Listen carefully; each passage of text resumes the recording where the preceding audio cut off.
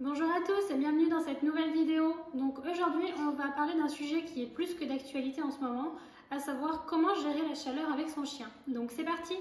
Comme d'habitude, avant de commencer, je vous invite à nous rejoindre sur Instagram puisque c'est là-bas que on partage tout notre quotidien, où on peut facilement échanger en message ou via les stories.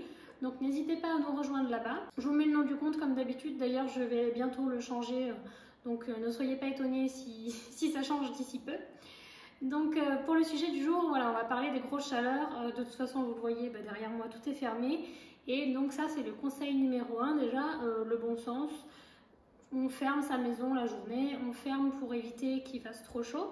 Donc on aère le matin, la nuit ou le soir. Et on ferme les volets la journée pour garder la fraîcheur à l'intérieur. Donc ça, bien sûr, c'est le bon sens numéro 1. Et bien évidemment, si on le peut, mettre un petit ventilateur, un rafraîchisseur d'air ou une climatisation. Alors moi je suis pas fan de la clim, mais bon, si vous l'avez, pourquoi pas. Et donc voilà, le but déjà c'est d'essayer au moins de garder sa maison au frais pour qu'on ait au moins un endroit où on se sent plutôt bien. Ensuite, concernant les balades, bien sûr on va éviter les heures les plus chaudes. Donc on va se promener soit très tôt le matin, soit tard le soir. Personnellement, je préfère très tôt le matin puisque en général c'est vraiment là qu'il fait plus frais. Il va plus facilement faire bon à 6 h du matin plutôt qu'à 21 h le soir où il y a encore la chaleur de la journée qui est accumulée. Donc voilà, on se motive un petit peu, on se met le réveil un petit peu plus tôt et puis on va se promener à 6 h, là quand il fait encore le meilleur de la journée. Bien évidemment, on pense à proposer de l'eau fraîche à son chien, donc on renouvelle régulièrement la gamelle d'eau. On ne met pas d'eau glacée au risque de provoquer, comme pour les humains, des diarrhées. Donc c'est pas ça qu'on veut. Mais on peut par contre renouveler régulièrement l'eau pour qu'elle ne soit pas chaude et stagnante. On remet de l'eau fraîche du robinet régulièrement au cours de la journée. Vous pouvez également proposer à votre chien des tapis rafraîchissants. En fait, c'est des sortes de tapis en gel. Vous n'avez rien à faire, pas besoin de les passer au congélateur ou rien du tout. En fait, c'est des tapis en gel où, avec la pression du poids du chien, en fait, ça libère du frais. Moi, j'en avais acheté, ils en ont rien à faire, ils veulent pas y aller. Donc, pour le coup, c'est un échec chez nous. Mais ça fonctionne et certains chiens apprécient. Donc ça, je sais que vous pouvez en trouver par exemple chez Action pour 3 fois rien. Donc ça peut être bien pour tester si votre chien apprécie. Autrement, moi, basique, ils aiment beaucoup aller sur le carrelage quand il fait frais. Ou alors dehors, ils vont sur les dalles qui sont en pierre, où là, ils retrouvent de la fraîcheur. Donc voilà, laissez-les aller où ils ont envie. Si vous avez des pièces avec du carrelage, laissez-leur l'accès puisque c'est toujours plus frais. C'est toujours plus frais que du parquet. Donc laissez-leur accès à ces pièces-là. Ensuite, bien évidemment, si votre chien apprécie, vous pouvez lui proposer de se baigner. Donc soit vous avez des petites piscines pour chiens, ou vous pouvez utiliser les petites piscines pour enfants, ou les petits coquillages, toutes sortes de piscines en fait qui sont adaptées à la taille de votre chien. Vous avez également des jeux d'eau, des sortes de tapis qui font des jets d'eau. Pareil, ça peut être pour chiens ou pour enfants, hein, ça fait l'affaire. Et vous pouvez également, si vous avez la chance d'avoir une piscine chez vous, leur proposer de venir avec vous dans l'eau s'ils aiment ça.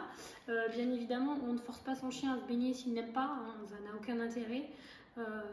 Sinon, vous pouvez bien sûr aller vous baigner à l'océan, tout en pensant à rincer votre chien après la baignade pour éviter que le sel abîme la peau.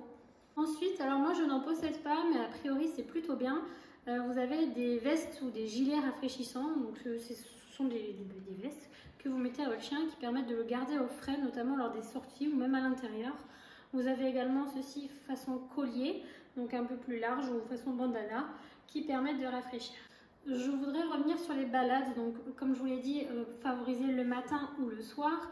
Et surtout éviter tout ce qui est sol en bitume puisque le goudron peut être vraiment brûlant même une fois que le soleil n'y est plus. En fait, la chaleur est emmagasinée. Vas-y London, tu veux partir?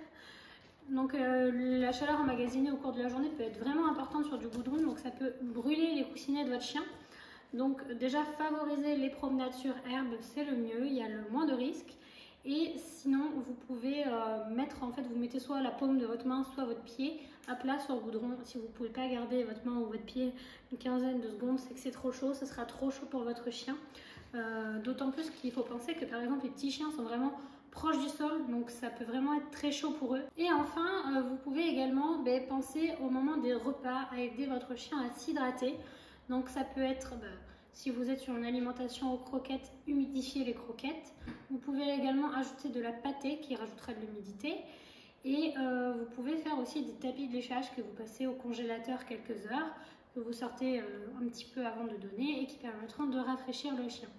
Attention toutefois au tapis de léchage et aux glaces, que ce soit pas trop gelé, au risque de diarrhée encore une fois. Et voilà, le but c'est d'aider le chien à s'hydrater. Vous pouvez également rajouter des légumes comme des courgettes qui sont très riches en eau, que vous coupez en petits cubes, ou bien du concombre par exemple en petits cubes. Ça pourra apporter un peu d'humidité et donc d'hydratation à votre chien au cours du repas. Donc voilà à peu près pour les conseils pour résister à la chaleur.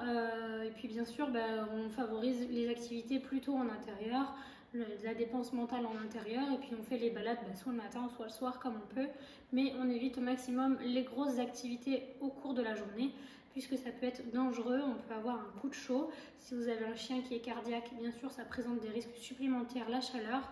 Donc vraiment faites attention, soyez raisonnable, on reste au frais, on s'occupe comme on peut et bien sûr on reste hydraté.